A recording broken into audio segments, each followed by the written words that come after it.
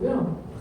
기간은 그 교단 내부적으로 이 시기에 이제 진동을 겪고 있었는데 어렵게 북한 회복 감리교회 연합이라는 곳이 출범이 돼가지고 그래도 과거 서부 연회를 통해서 지원했었던 그 명맥을 다시 살리려고 노력하시는 모습도 있었습니다. 2012년 1월 현재 공정비율이 35%인데요. 지금까지 이렇게 멈춰 있습니다. 지금 다시 시작하려고 하는 것 같아요. 이제 남북나눔운동은 그럼에도 불구하고 이 시기에 50억 지원했고 국내버스 평균 39억 이런 식으로 지원이 됐습니다. 그래서 태양 가기에는 2010년 10월 25일 첫 학기를 시작합니다. 자, 말씀드린 대로 한국교회 대북지원 추이를 제가 이렇게 그래프로 도식화한 겁니다. 처음에는 긴급구호 중심으로 가다가 인도적 지원, 개발적 모색을 하는 시기가 있었고 이 분화기에 와서는 굉장히 구체적인 모습으로 인도적 지원, 개발 지원 진행되는 모습을 볼 수 있었고 정책위에는 그 상태에서 지금까지 온 겁니다. 제가 이제 한국교회가 굉장히 민간 행위자들 중에서는 중요한 행위자예요. 이런 것들을 사회과학 필드에서 이야기를 자꾸만 하고 발표를 해야 되기 때문에 제가 부족하지만 이번 대학원에서 이 논문을 쓴 겁니다. 그래서 제가 한 장으로 다 요약을 했는데요. 진보적인 대국관, 보수적인 선교관 이런 나름대로 사회과학에서는 이걸 분석을 해야지 되는데 분석 틀이 필요하다 이렇게 이걸 만들어가지고 딱 보니까 한국교회는 이런 식으로 지금 대북지원에 동참하고 있다. 보수적인 선교 집단들은 자유권 중심의 북한 인권 운동을 하고 있고, 그다음에 진보적인 그 신앙을 가졌지만 대북권에 있어서는 굉장히 보수적인 분들은 기독교 사회 책임의 서경석 목사님이라든지 아니면 북한 정의연대의 백일호 목사님이라든지 라는 그런 행위를 나타내고 있다. 그리고 이제 남북나눔 제가 지금까지 말씀드렸던 그 모든 단체들은 이제 진보적인 대북관 교류협력을 통해서 멸공의 입장에서 그래도 파트너십으로 인정하고 조그련 인정하고 같이 협력해야지 되는 그런 스탠스를 가지게 되는 것이 그 교류협력의 결과다라고 하면서 제가 이 분야에 그 사분단에 배치를 시켰습니다. NCCK 기장 예장 통합 기관은 제가 임의로 이쪽에 C 유형으로 이렇게 분류를 했는데요. 가장 앞서 나가고 있는 교단 중에 하나라고 생각합니다. 생존권뿐만 아니라 한반도 평화권을 염두에 두고 대북 교류를 하고 있는 거다. 북한 정권이 좋아서 아니면 신뢰를 해서라기보다는 남북한이 공존을 함으로 전쟁 없는 한반도를 유지해야 되기 때문에 그것은 즉 한반도 평화권을 염두에 둔 그런 대북 교류 활동이다라고 생각을 해서 제가 이 C 유형으로 이렇게 해봤습니다. 한국교회와 북한 인권운동 표지가 신평기 총장님 촌스럽다고 했는데요. 제가 디자인한 겁니다. 이게 개성문장이고요. 인권의 문제는 자유권의 문제만이 아니라 생존권, 북한의 생존권, 더구나 한반도에 거하고 있는 우리 모든 한반도 주민들의 평화권 차원에서 이루어지고 있는 거다라는 주장을 하기 위해서 이렇게 한 겁니다. 자, 다 말씀드렸는데요. 시간이 3분 남았나요? 대북지원의 특징은 긴급구호에서 개발지원으로 변화한다. 그리고 지역과 사업이 초기에는 많이 중첩이 되는데요.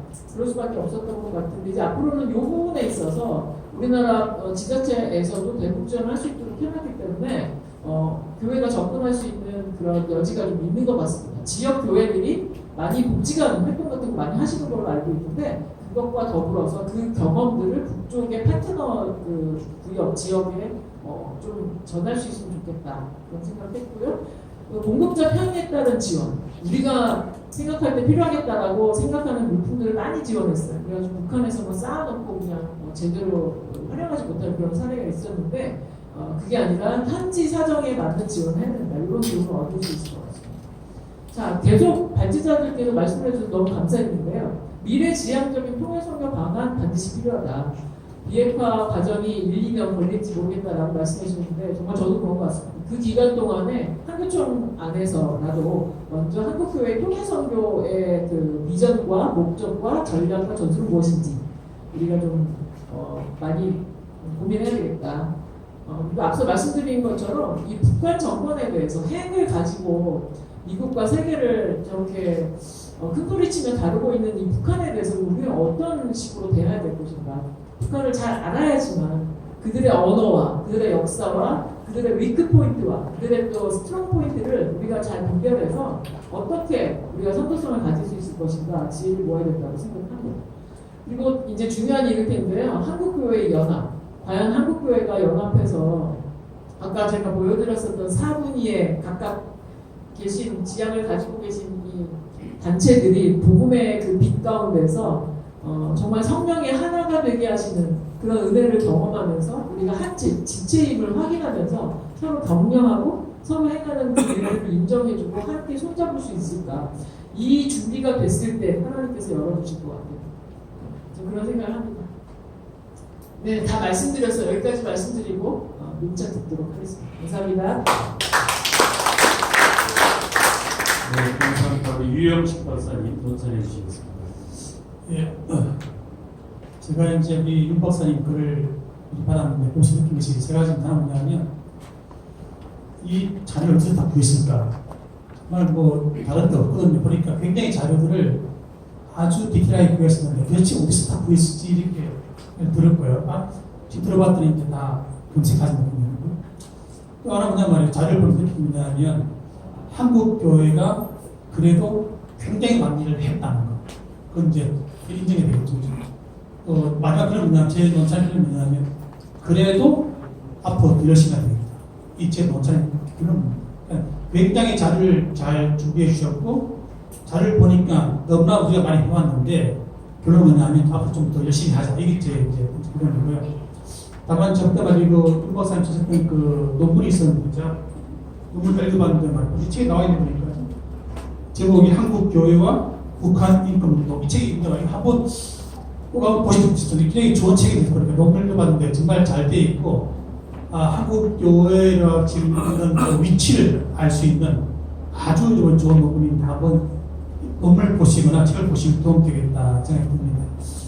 오늘 좀 읽는 자료 중에 3페이지인데 말이죠. 오늘 좋은 시간 내에서 세 가지 말씀드리겠습니다. 하나 뭐냐면 이념과 가치 문제 좀 짚고 싶습니다. 첫 번째. 두 번째는 이제 지원 주체와 방법. 또 이거 좀 짚고 싶고요. 세 번째가 이제 대북 지원 분야 이걸 제가 말씀드리겠습니다. 네, 첫 번째 뭐냐면 결국 이제 이념과 가치 문제인데 뭐냐면 우리가 좀 역사 돌아보고 말이죠. 국민의 정부, 참여정부 10년, 대북 지원에 많이 봤죠, 그죠? 그 다음에 이제 MB 정부, 또 박근혜 정부 돌아와서 이제 막혔거든요. 이렇게 되면 정치 이도리에 따라서 이렇게 왜 대북 지원이 막혔냐 했을 때 말이죠. 그리고 교회가 저거 말이죠. 북한을 향한 아주 중요한 가치가 없다는 거예요. 그게 아니고 정치적인 힘을 덜 받는, 아니 정권이 바뀌더라도 지역적으로 도와줘야 될 텐데 말이죠. 지역적으로 돕기 위한 대북전에 대한 우리 한국교회가 가지고 있는 변하지 않는 핵심 가치가 없다는 거예요.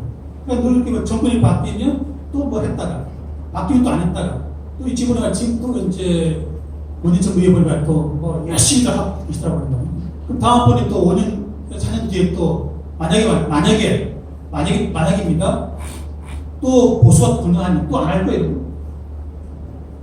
이게 뭐냐면 한국교회가 말이죠. 정권의 그 성향과 무관한 일관되고 지속 가능한 진을 위해서는 한국교회가 대북 진에 대한 이념과 가치를 좀 확보해야 되겠고 그걸 좀 합의할 필요가 있다. 그러니까 어떻게 바뀌더라도 우리가 다른 길을 갈 수 있도록 하기 위해서는 필요하다는 뜻이었죠. 독일교회가 좀 이렇단 말이에요. 독일교회가 48년도에 에카데가 승계되고 이제 69년도에 대대안이 이제 나가게 된단 말이죠. 그렇게 독일교회가 하나 됐다가 독일교회로 분리되더라는 말이죠.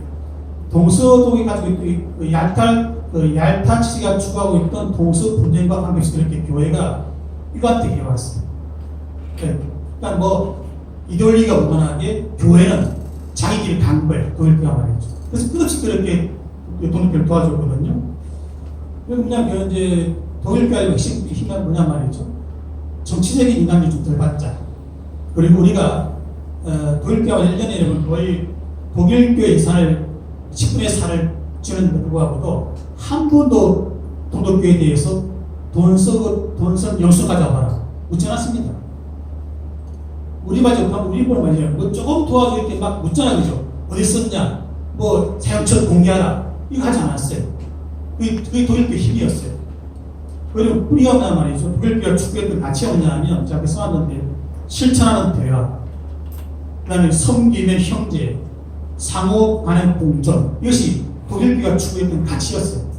그래서 이게 말이죠. 그리고 이제 동서독의 말이죠.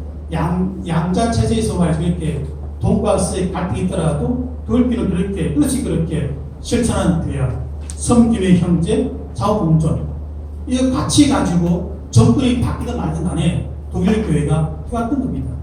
이 독일교 힘이었어요. 우리 마찬가지로 알죠? 진보냐, 뭐 보수냐, 어느 정권에 또 바뀌거든요. 매일 그렇게 반복되다 보니까 지금 할 것은 많지만 이렇게 뭐 크게 없잖아요. 그래서 제가 볼 때는 한교총회 여러분 어디도 좀 좋은 데 나타나요. 대국전에 대한 핵심적 가치를 서로 합의해서 이걸 우리가 한번 찾아보자 그 말씀입니다. 그래서 정권이 바뀌더라도 전혀 관계없는 일관되는 여기서 필요하다. 말씀드리고요. 두 번째 건 말이죠. 지원 주체 좀 보시면 말이죠. 우리 음악센터 마침 본을 보면 세 가지죠. 연합단체, 교단, NGO인데 제가 볼 때 말이죠. 교단이라는 자체가 어떻게 보면 교단의 연합단체 창체가 보기 쉽지 않습니다. 또 여러분 교단은 어떻게 보면 교단 나름대로의 그런 고유한 정치였거든요. 그러니까 연합단체와 여러분 교단의 정치를 보살할 수 있는 것은 결국 NGO 문제예요. 그래서 보면 NGO를 확대하는 것이 아주 좋겠다 싶습니다. NGO를 통한 확대가 좀 좋지 말이죠. 교단 정치와 교단 기득권에 되어 있는 이 연합단체가 과연 그렇게 얼마나 그렇게 연합할 수 있겠다.